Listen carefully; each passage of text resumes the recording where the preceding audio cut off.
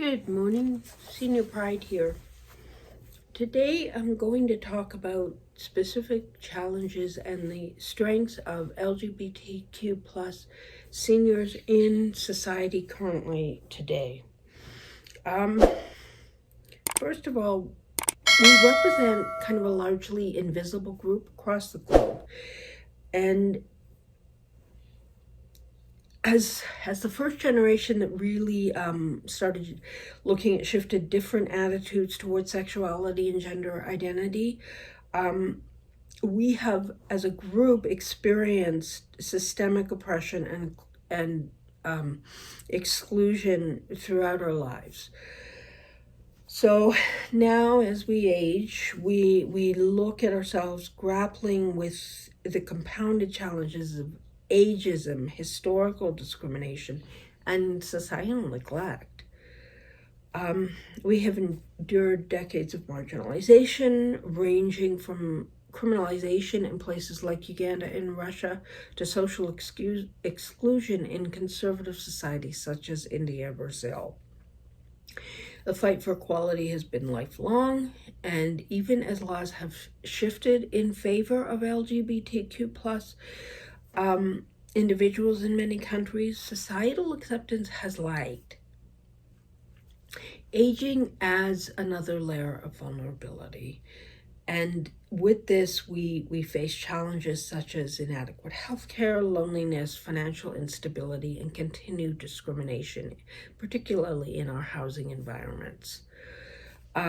Some countries and organizations are beginning to address these concerns, but the fact is many LGBTQ plus seniors remain in very precarious positions, and our unique needs are completely unmet by society. So what is the historical context and what are the lingering effects? Well, first of all, there's a history of prejudice and legal discrimination. So many of us have lived through some of the harshest periods of legal and social discrimination in our history.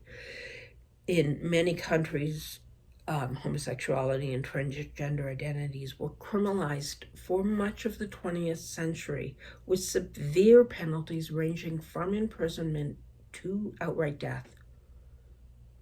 And for example, countries such as Nigeria, Saudi Arabia, and Uganda still impose harsh punishments for same-sex relationships. In countries such as the United States and European countries, sodomy laws persisted until the late 20th century, forcing many individuals into a life of secrecy.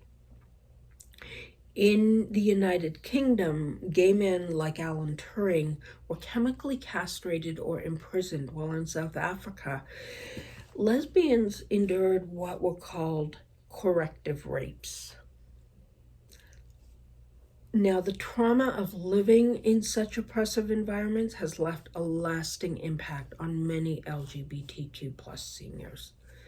We spent our formative years in hiding, unable to express our identities or access any kind of support.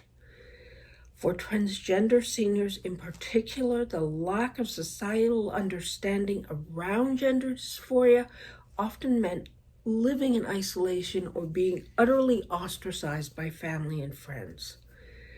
The history of systemic oppression continues to shape the mental and emotional well-being of many LGBTQ plus seniors, even in countries where legal progress has been made.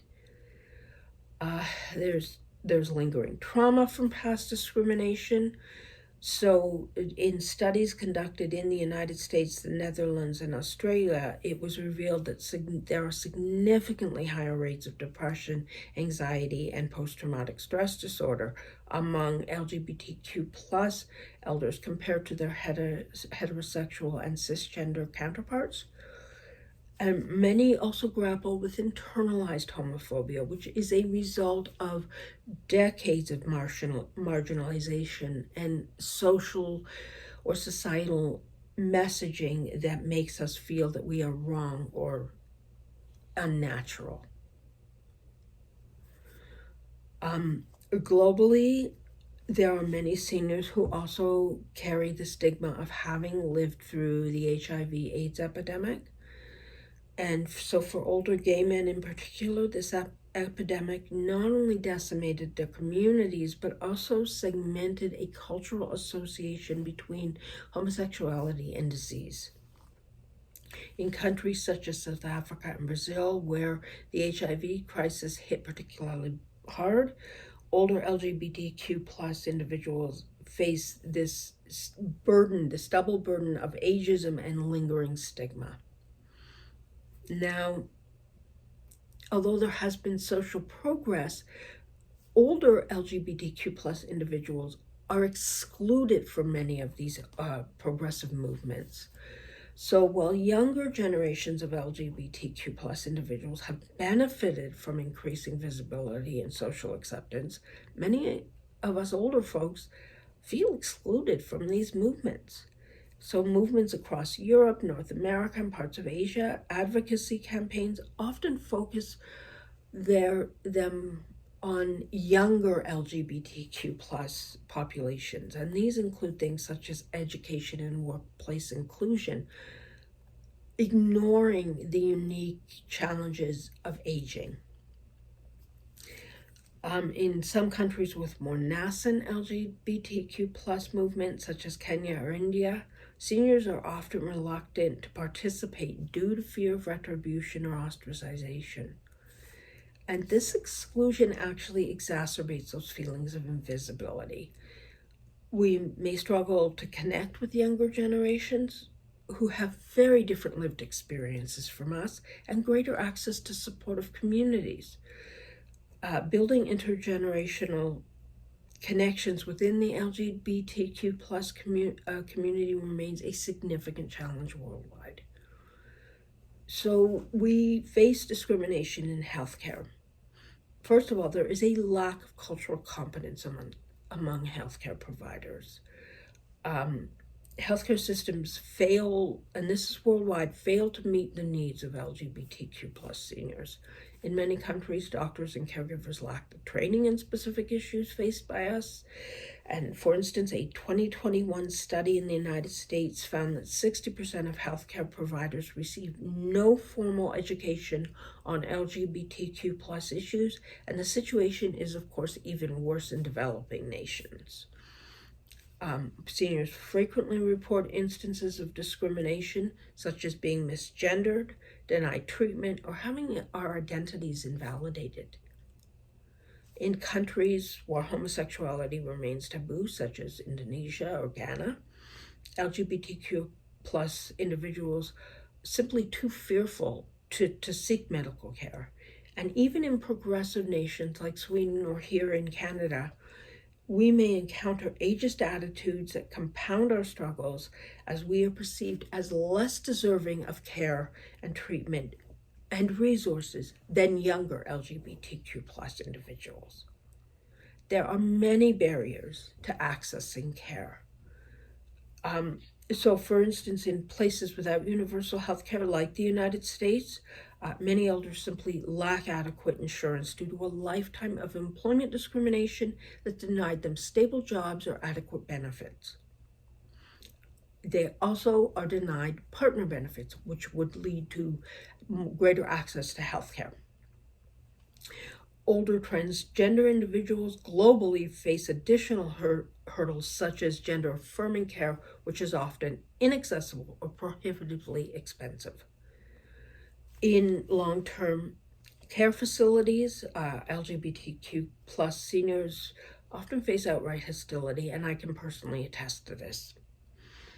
Reports from places like here in Canada, Australia, and the United Kingdom highlight cases where LGBTQ plus elders were forced back into the closet out of fear of mistreatment from staff or other residents. I never thought that I would return to that horrible closeted state. I moved here and I had no choice. It is not safe to be out in this community. It's that simple. So I speak here on the internet, but in my community, I keep my mouth shut, and that's uncomfortable. It's not fair.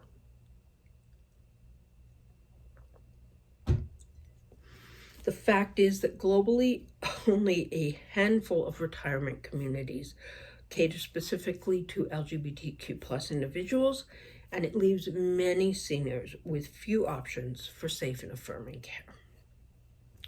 Now, there are also the HIV, AIDS, and health inequities.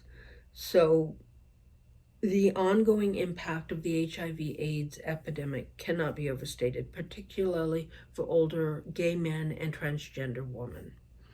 In countries like Brazil, Thailand, and South Africa, the intersection of aging and HIV present unique challenges, including higher rates of comorbidities and social stigma.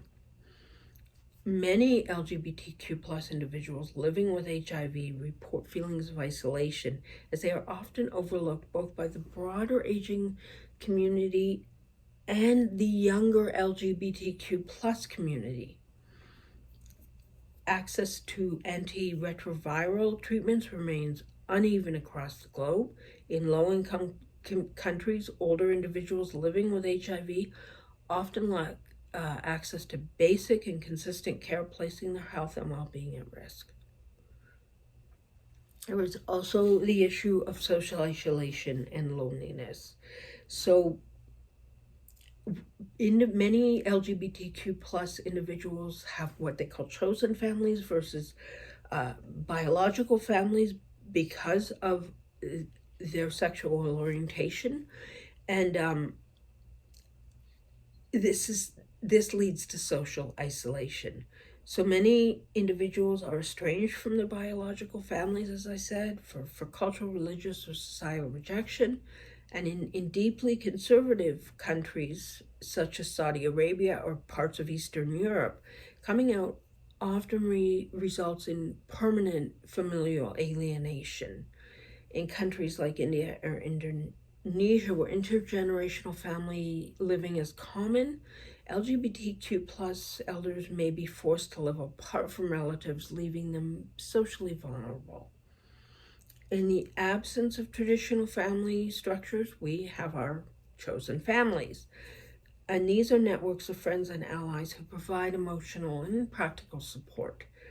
However, as chosen families age, they often face challenges of their own, such as declining health or financial insecurity, making it difficult for them to support the LGBTQ plus individual in their network. And for LGBTQ plus seniors in countries with minimal social safety nets, the lack of family or community support compounds the risk of isolation and neglect. And then there are the experiences in retirement communities and assisted living. Welcome to my life. These environments are often just rife with heteronormative and exclusionary attitudes. Globally, seniors have reported cases of discrimination or hostility from staff or other residents. In the United States, studies reveal that over 50% of LGBTQ plus seniors fear mistreatment in elder care settings. In Japan, where communal harmony is highly valued, older LGBTQ plus individuals often feel pressure to conceal their identities to avoid disrupting the environment. And again, in places like here in Canada or Germany, retirement facilities are rarely designed with inclusivity in mind. LGBTQ plus seniors report being forced to hide their relationships, avoid discussing their past, or tolerate homophobic and transphobic behavior. To avoid conflict. For transgender seniors in particular, the lack of staff training on gender identity issues often leads to misgendering or inadequate access to gender-affirming care, which further contributes to a sense of exclusion and isolation. Now, what is the impact of loneliness on mental health? Well, it takes a significant toll on the mental health of LGBTQ plus seniors. So studies conducted in places such as Latin America, Europe, and Asia consistently show that LGBTQ plus elders are at higher risk of depression, anxiety, and suicidal ideation compared to the heterosexual and cisgender peers. In countries like Brazil, where violence against LGBTQ plus individuals remains frighteningly high, older individuals often live in fear, isolating themselves from society to avoid being harmed. The intersection of ageism and LGBTQ plus discrimination amplifies those feelings of loneliness. So, in nations like South Korea, where aging is associated with the loss of societal value, LGBTQ plus seniors often feel doubly marginalized. Globally, the lack of accessible mental health services for aging populations further exacerbates these challenges. There is also, and this is a big one, the issue of financial insecurity due to things like employment discrimination and long term consequences as being part of the LGBTQ plus community. So many seniors in this community face financial instability due to a lifetime of employment discrimination, and in regions like the Middle East, where being openly LGBTQ plus can result in job termination or even imprisonment, individuals are often forced to take low-paying, unstable jobs just to survive. Even in countries with anti-discrimination laws, such as the United States, Canada, or parts of Western Europe, covert biases have historically prevented LGBTQ plus individuals from advancing in their careers or accessing equitable pay. For transgender seniors, the financial challenges are particularly stark. Globally, transgender individuals are significantly more likely to experience poverty due to employment discrimination and social stigma. In countries such as India, where transgender women or hijras often resort to begging or sex work, many lack formal retirement savings or pensions, and it leaves them highly vulnerable in their older age. There's also the issue of exclusion from spousal benefits. So historically, same-sex couples were excluded from spousal benefits, pensions, and social security systems, even in countries where civil unions or same-sex relationships are now recognized. In countries like the United Kingdom, older same-sex couples may still be denied full retroactive benefits despite legal progress. This exclusion has created significant disparities in retirement savings, particularly for LGBTQ plus seniors who are unable to marry or access partner benefits during their working years. In countries where same-sex relationships remain criminalized, such as Uganda or Pakistan, individuals face even greater challenges. Without legal recognition of their relationships, partners are unable to inherit property or access survivor benefits, leaving many elders in precarious financial positions. Of course, there's housing discrimination, and housing insecurity remains a critical issue for LGBTQ plus seniors worldwide. Many individuals report being denied rental housing or evicted due to their sexual orientation or gender identity.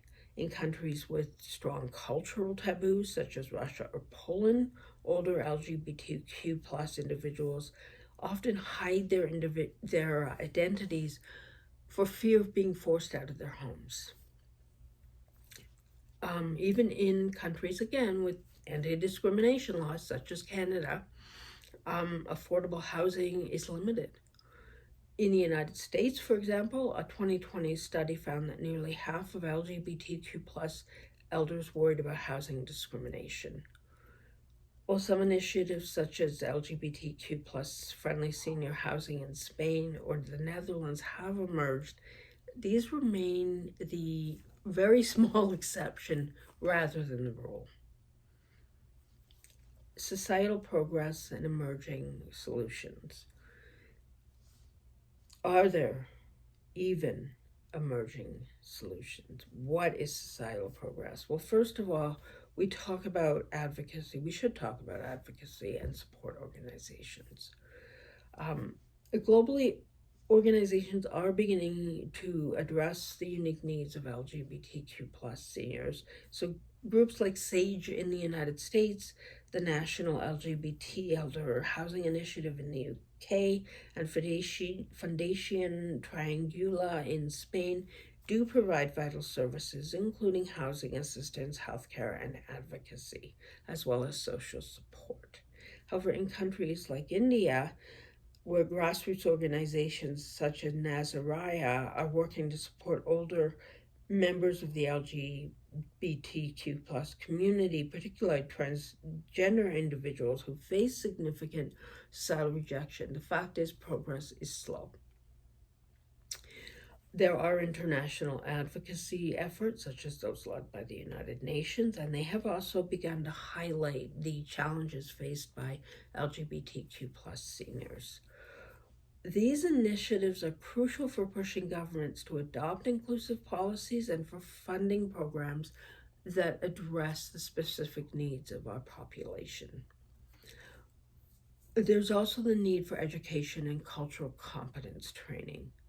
And that means globally, we do see efforts to educate healthcare providers, social workers, and elder care staff. So, for example, in Australia, the Silver Rainbow program provides cultural competency training for aged care providers, helping them create affirming environments. And other programs are emerging, like in Latin America and Southeast Asia. But again, progress remains uneven and very inconsistent.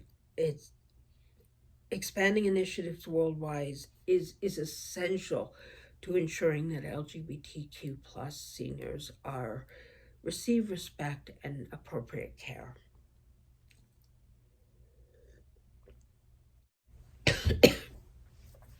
It's also important to build intergenerational relationships. And some programs, again, are gaining traction. So in Germany, programs like Rainbow Bridge pair LGBTQ plus youth with seniors to combat loneliness and foster mutual understanding.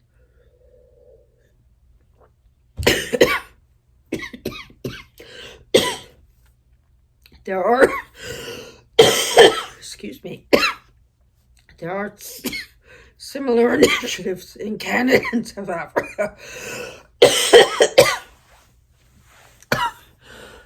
globally to connect younger and older generations within the LGBTQ plus community.